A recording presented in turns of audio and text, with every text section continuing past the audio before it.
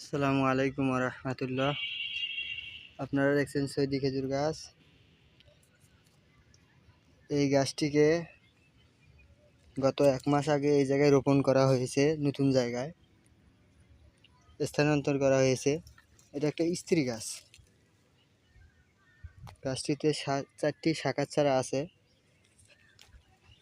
যেহেতু এখন বর্ষাকাল, এই জন্য আমরা চতুর সাইড দিয়ে বেঁধে দিয়েছি এবং জৈব সার দিচ্ছি।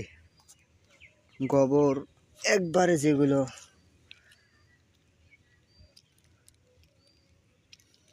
কাঁচা না, যেগুলো শুকাই গেছে এবং গন্ধমুক্ত হয়েছে, গন্ধ নেই যেগুলোতে, এরকম গোবর দিচ্ছি যাতে গাছের গোড়টা সুন্দর হয়। এই গাছে খেজুর ধরেছিল, এই যে দেখেন বাঁধা, অনেক ছোট গাছ।